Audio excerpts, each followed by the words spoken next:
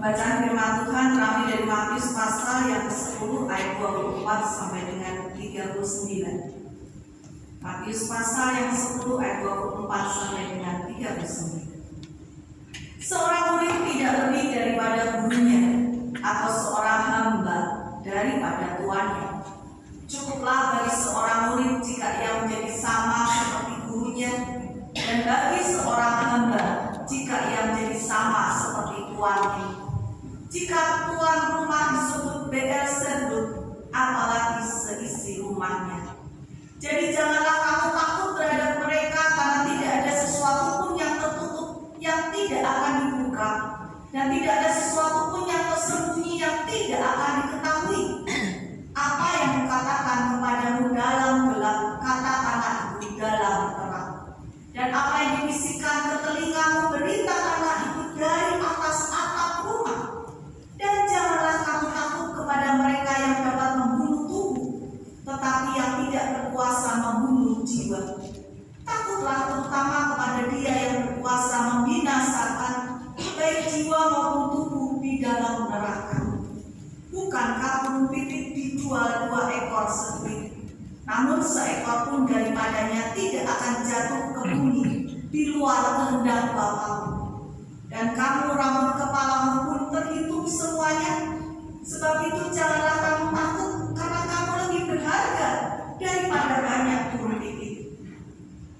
Setiap orang yang mengakui aku di depan manusia, aku juga akan mengakuinya di depan Bapa-Ku yang di surga. Tetapi barang siapa menyangkal aku di depan manusia, aku juga akan menyangkalnya di depan Bapa-Ku yang di surga. Janganlah kamu menyangka bahwa aku datang membawa damai di atas bumi. Aku datang bukan untuk membawa damai, melainkan pedang.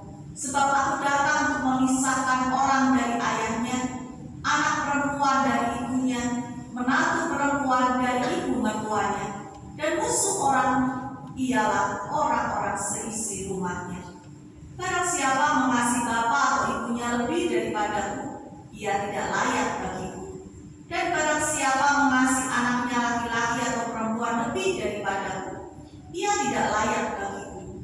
Barang siapa tidak memikul salibnya dan mengikut aku, ia tidak layak bagiku.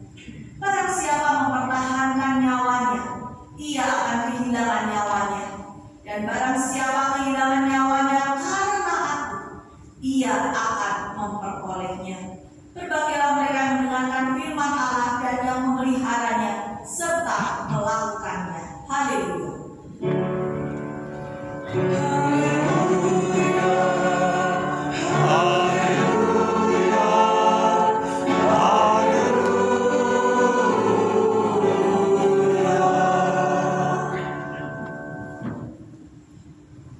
Selamat pagi semuanya.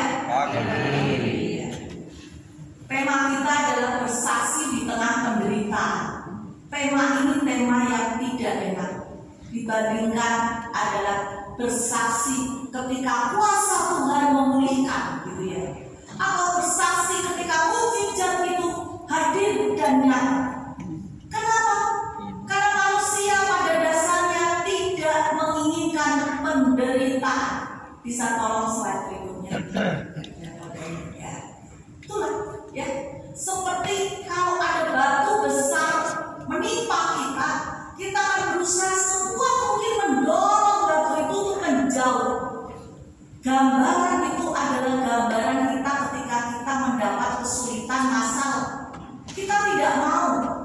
Kita tidak mau hidup kita susah, kita tidak mau hidup kita menderita, kita ingin nyaman sebaik mungkin, seenak mungkin. Pengalaman saya juga sama ya. Ketika saya sekolah, lulus SD, apa yang terjadi? Saya punya cita-cita. Saya punya cita-cita untuk sekolah di sekolah X. Kenapa? Karena saya dengar kalau di sekolah X itu pelajarannya tidak berat. Ya. Tapi apa yang terjadi? Papa saya berkata, enggak, kamu enggak boleh sekolah di sekolah X. Tapi dasar saya itu, saya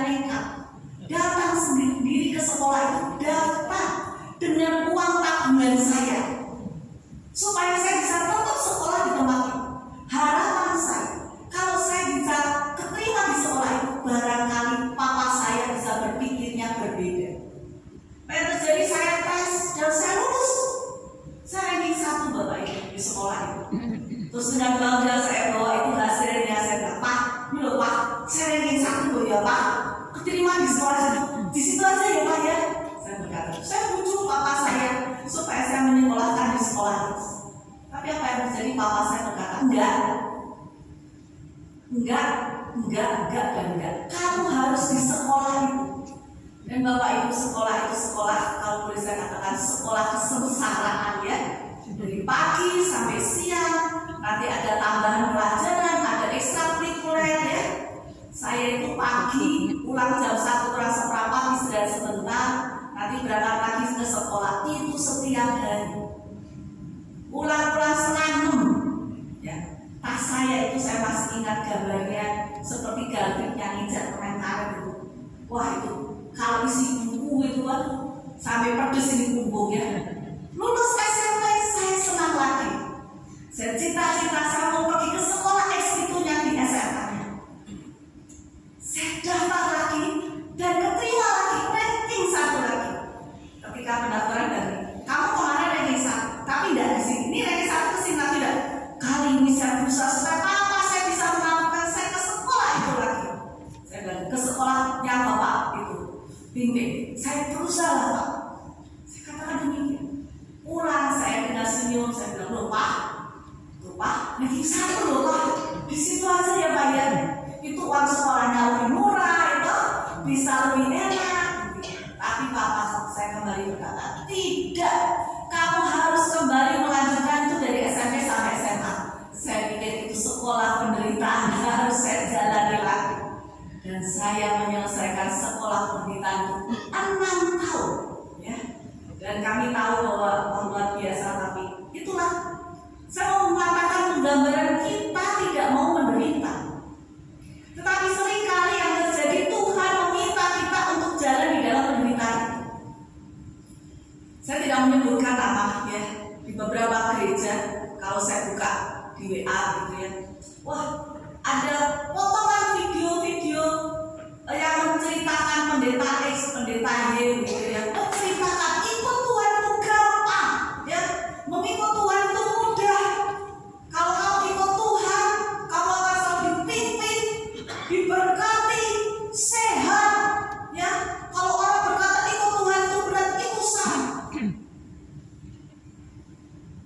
Saya ketika dapat video itu, saya langsung WA kepada grup itu, saya katakan, kalau itu yang terjadi, ya, kalau ikut Tuhan, semua diberkati, semua sehat. Saya sebetulnya mau menyampaikan, kalau misalnya di sebuah rumah sakit Kristen isinya orang Kristen semua, ya, yang terjadi di rumah sakit isinya orang sakit ya. Tolong pendeta yang bisa menjamin kalau orang Kristen ikut Tuhan sehat, datanglah ke rumah sakit itu, kemudian lakukanlah supaya sekali-sekali rumah sakitnya bisa lebur. Ya, didoakan dari kamar perawatan, kamar bayi sampai HCU dan ICU. Siapa tahu rumah sakitnya bisa libur. Kenyataannya tidak demikian. Tema ini sekalipun pahit, itulah kenyataannya. Selama kita hidup, kita bergumul, kita menderita. Dan firman Tuhan yang tadi kita baca juga mengatakan hal yang sama. Tuhan Yesus saja ikut kehendak Bapa saja menderita. Nah kalau Ayub aja ikut Tuhan juga sakit, apakah yang seperti itu berarti tidak beriman? Paulus ikut Tuhan, dia katakan ada duri dalam daging. Apakah kita minta yang selain? Kalau saya berkata, mari kita tetap melihat realita. Dan saya katakan di grup itu, saya katakan tidak demikian. Ya. Kita melihat kenyataan, kita menerima dan kita menggumulinya dengan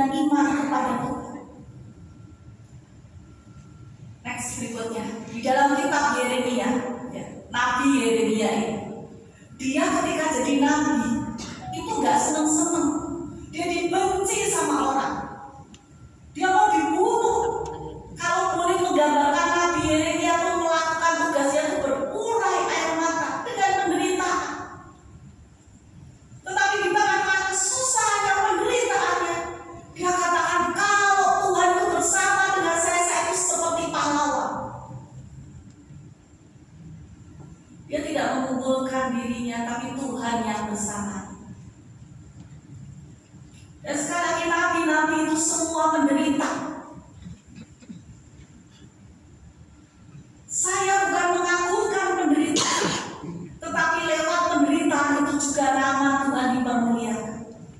Saya juga suka ketika orang sukses, itu juga cara dan jalan Tuhan. Tetapi apa maknanya kita sebagai orang Kristen, kita tidak alergi dengan penderitaan. Kalau itu adalah jalan Tuhan, mari kita jalani itu bersama dengan Tuhan. Kita pemazmur juga mengatakan demikian, next. Ya. Tuhan, Engkau tahu kebodohanku, Engkau tahu kesalahanku, dan tidak ada yang tersembunyi di hadapan-Mu. Daud bukan orang yang sempurna, dia juga orang yang salah. Tapi apa yang Daud tampilkan, Daud itu tulus. Ketika dia menghadapi Saul, dia tidak menggunakan senjata yang sama, sekalipun dia menderita. Saul ketika benci kepada Daud, dia pun gunakan tombak untuk berusaha mengikat Daud. Ketika Daud punya kesempatan untuk menombak Saul, dia tidak menggunakannya. Dia hanya potong ujung tombak dari Saul dan dia tunjukkan. Artinya dia punya kesempatan, dia punya kemampuan, dia bisa lakukan itu, dia tidak lakukan. Dia gunakan senjata Allah. Apa itu? Kasih pengampunan. Dia mengampuni Saul, dia mengasihi Saul dan Yonatan, dan dia buktikan itu. Dan di dalam kitab Roma dikatakan, Paulus berseru kepada kita sebagai orang-orang Kristen, lambang Tuhan mati itu sebetulnya lambang ketika orang Kristen juga mati terhadap perbuatan dosa. Dan ketika Tuhan bangkit adalah dia bangkit naik ke surga. Kita juga hidup diminta kita mati terhadap perbuatan dosa dan kita hidup untuk Tuhan. Tuhan berkarya melalui tubuh kita, melalui pikiran kita, melalui perasaan kita, jiwa kita. Dan kita dipakai untuk melakukan apa yang Tuhan inginkan di tengah-tengah dunia ini. Itu tidak mudah. Itu bertentangan dengan kenyamanan kita. Itu ada harga yang harus kita bayar. Dulu kita masih punya perasaan. Kalau disakiti itu juga sakit. Iya. Tetapi firman Tuhan katakan, engkau sudah mati terhadap dosa. Sekalipun kita menderita, kita yakin Tuhan tidak meninggalkan kita. Seperti juga Nabi Yeremia berkata. Next slide. Dan dikatakan jangan takut dengan penderitaan. Sekali lagi, burung pipit di udara, Tuhan tahu. Ujung rambut kita di kepala ini jumlahnya kita tidak tahu, Tuhan tahu. Tuhan menggambarkan rontok berapapun Tuhan tahu. Tuhan tahu stok rambut kita. Saya yakin kita semua tidak tahu stok rambutnya nempel di kepala kita berapa. Kecuali yang sudah tidak ada rambutnya ya. Langsung dia berkata, no Tuhan, soalnya ada rambutnya. Tapi selebihnya itu kita nggak tahu jumlahnya berapa. Mau tipis juga kita nggak tahu. Ditulis satu-satu itu kan nggak tahu. Tapi Tuhan mengatakan, aku peduli akan hidupmu. Aku peduli akan apa yang kamu alami. Orang lain tidak peduli padamu, tapi aku peduli kepadamu. Kamu jangan takut. Bagianmu adalah melakukan perbuatan yang Tuhan ingin.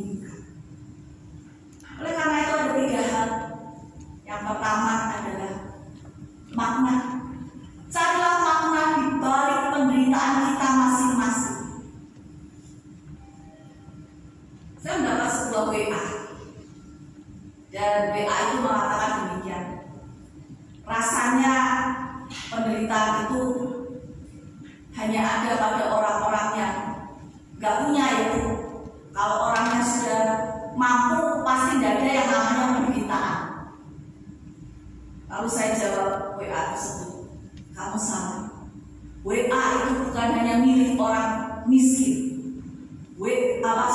Penderitaan itu bukan hanya milik orang miskin. Penderitaan itu milik semua orang hidup. Baik miskin, kaya, pinter, bodoh, sempurna, disabilitas, semua memiliki.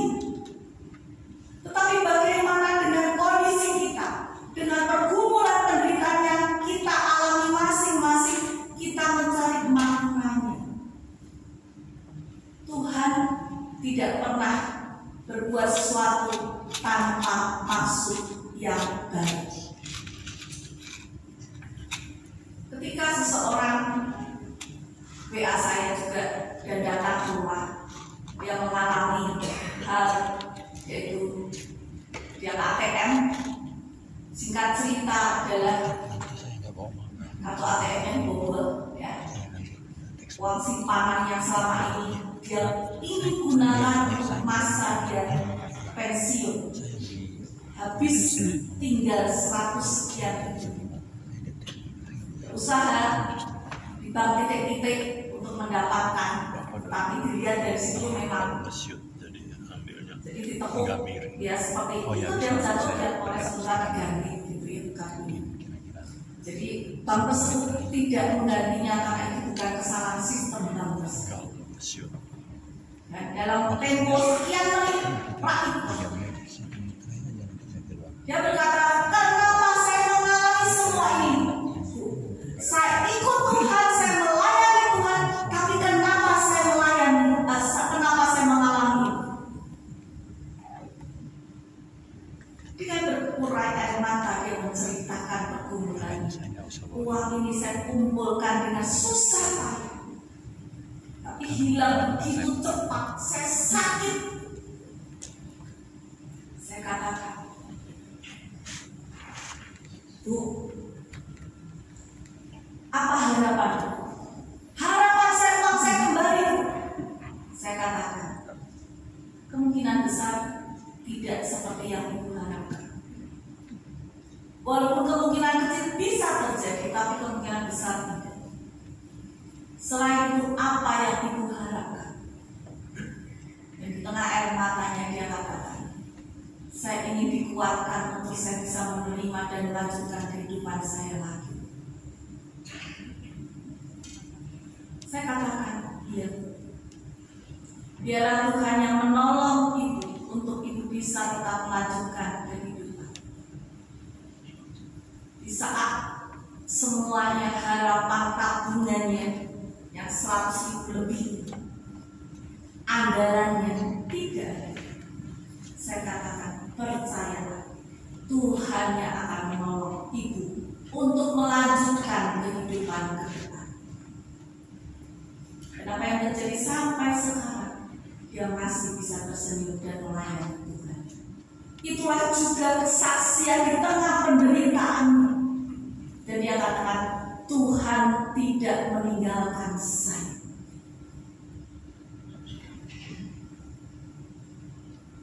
Saya katakan, berdoalah bagi orang yang mengambil uang itu, ampuni kesalahan.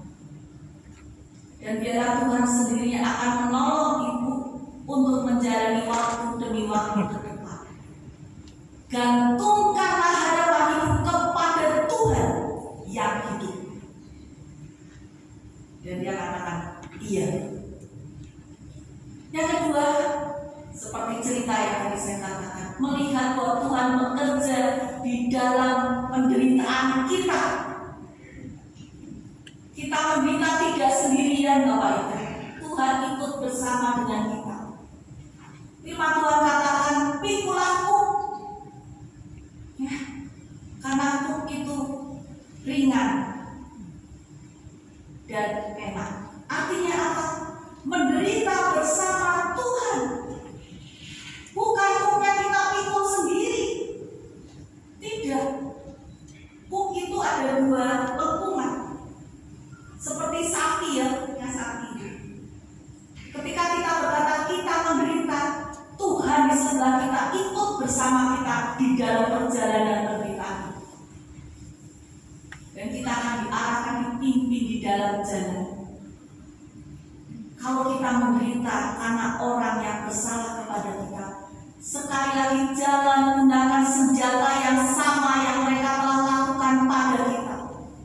Kalau orang itu marah, orang itu benci, orang itu memfitnah kita, mengkhianati kita, jangan gunakan senjata yang sama seperti Daud terhadap Saul.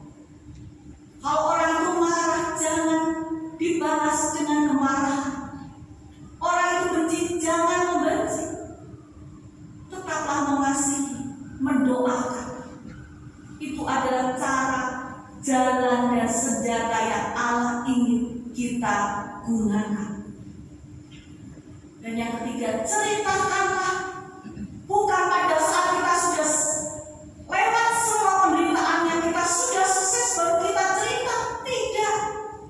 Bahkan ketika di tengah air mata penderitaan, cerita itu adalah juga cerita yang hidup. Karena sesungguhnya semua orang juga menderita. Tetapi sekali lagi Tuhan tidak pernah meninggalkan kita. Dan cerita kita bisa dipakai oleh Tuhan untuk menguatkan orang-orang yang menderita.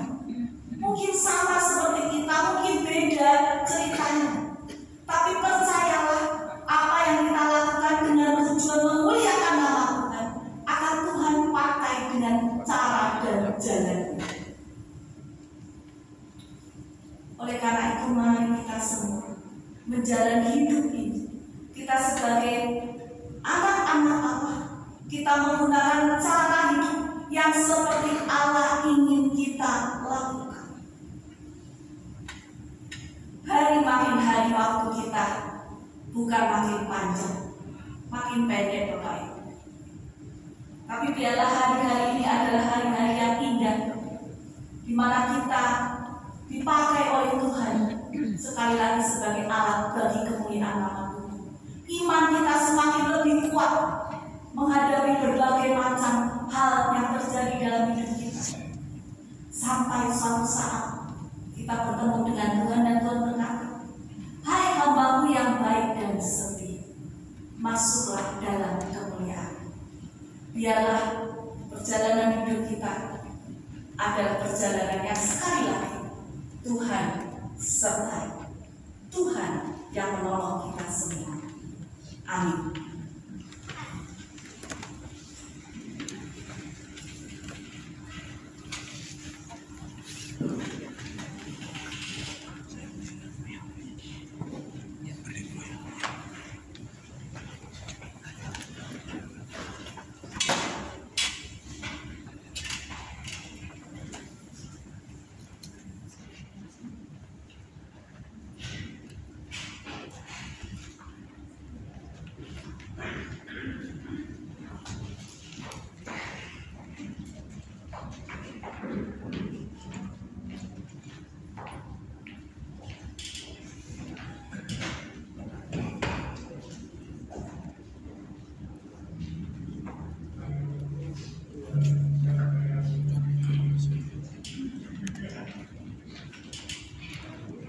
Saya nggak usah pegang, saya lihat teks.